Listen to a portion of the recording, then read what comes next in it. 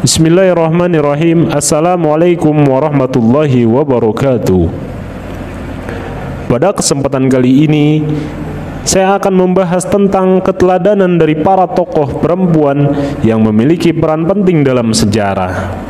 Kali ini ialah seorang tokoh penting dalam dunia persurat kabaran. Ialah jurnalis perempuan pertama di Indonesia. Ia akrab dikenal dengan nama Rohana Kudus. Sejak awal abad 20, ia telah aktif menulis di surat kabar perempuan Putri Hindia. Pada masa yang sama, ia juga aktif dalam dunia pendidikan, mendirikan sebuah sekolah kerajinan amal setia di Koto Gadang, tepatnya pada tahun 1911. Ketika surat kabar Putri Hindia dibredel oleh pemerintah Hindia Belanda, Rohana berinisiatif mendirikan surat kabar bernama Sunting Melayu. Surat kabar ini tercatat sebagai salah satu surat kabar perempuan pertama di Indonesia. Rohana dilahirkan dengan nama Siti Ruhana pada tanggal 20 Desember 1884 di desa Koto Gadang, Kabupaten Agam, di pedalaman Sumatera Barat, Hindia Belanda. Ayahnya, Muhammad Rasjad Maharaja Sutan, adalah kepala jaksa Keresidenan Jambi dan kemudian Medan. Ia adalah saudara tiri Sultan Syahrir dan sepupu Agus Salim. Dia juga bibi penyair Indonesia Khairul Anwar. Rohana dikenal cerdas meski tidak mengenyam pendidikan formal. Rohana adalah seorang perempuan yang mempunyai komitmen yang kuat pada pendidikan, terutama untuk kaum perempuan. Dengan kecerdasan, keberanian, pengorbanan, serta perjuangannya, Rohana melawan ketidakadilan untuk perubahan nasib kaum perempuan. Pada zamannya, Rohana termasuk salah satu dari segelintir perempuan yang percaya bahwa diskriminasi terhadap perempuan, termasuk kesempatan untuk mendapat pendidikan, adalah tindakan semena-mena dan harus dilawan. Pada tanggal 10 Juli 1912, terbitan pertama Sunting Malaju, sebuah surat kabar berbahasa Melayu dengan pembaca yang dituju, diluncurkan. Nama surat kabar tersebut mengacu pada sunting, hiasan kepala tradisional yang dikenal oleh perempuan, tetapi juga merupakan plesetan dari kata lain yang berarti menyunting atau mengoreksi. Rohana menjadi pemimpin redaksi, dibantu oleh Putri Sultan Maharaja, Zubaidah Ratna Juwita.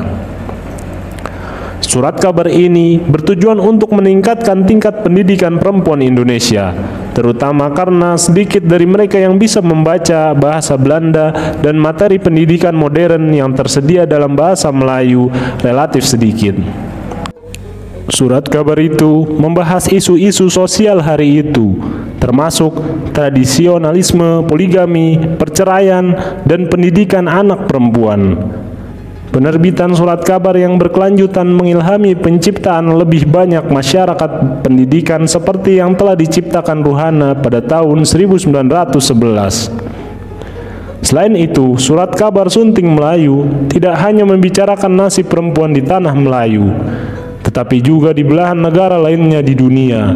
Dia juga bersentuhan dengan politik dan memberikan gagasan bahwa perempuan juga bisa terjun dalam organisasi, pergerakan, dan percaturan politik. Sunting Melayu merupakan surat kabar yang terbit 3 kali dalam seminggu. Sunting Melayu tercatat dalam sejarah sebagai surat kabar perempuan pertama di Indonesia yang pemimpin redaksi, redaktur, dan penulisnya adalah perempuan. Rohana menghabiskan waktu sepanjang hidupnya dengan belajar dan mengajar, mengubah paradigma dan pandangan masyarakat Koto Gadang terhadap pendidikan untuk kaum perempuan yang menuding perempuan tidak perlu menandingi laki-laki dengan bersekolah. Di Bukit Tinggi, Rohana mendirikan sekolah dengan nama Rohana School. Rohana mengelola sekolahnya sendiri tanpa minta bantuan siapapun untuk menghindari permasalahan yang tak diinginkan terulang kembali. Rohana School sangat terkenal, muridnya banyak. tidak hanya dari Bukit Tinggi tetapi juga dari daerah lain. Hingga ajalnya menjemput, dia masih terus berjuang, termasuk ketika merantau ke Lubuk, Pakam, dan Medan. Di sana dia mengajar dan memimpin Surat Kabar Perempuan Bergerak. Kembali ke Padang, ia menjadi redaktur Surat Kabar Radio yang diterbitkan Tionghoa Melayu di Padang dan Surat Kabar Cahaya Sumatera. Rohana Kudus meninggal di Jakarta pada tanggal 17 Agustus 1972. Ia dimakamkan di Taman Pemakaman Umum Karet Bifak. Pada tahun 1974, pemerintah dari daerah Sumatera Barat memberikan penghargaan kepadanya sebagai wartawati pertama. Ia juga mendapatkan penghargaan sebagai perintis pers Indonesia pada tahun 1987 dan bintang jasa utama pada tahun 2007. Sejak 7 November 2019, pemerintah Indonesia mendeklarasikan Rohana Kudus sebagai pahlawan nasional Indonesia melalui keputusan Presiden nomor 120/TK/2019. Wassalamualaikum warahmatullahi wabarakatuh.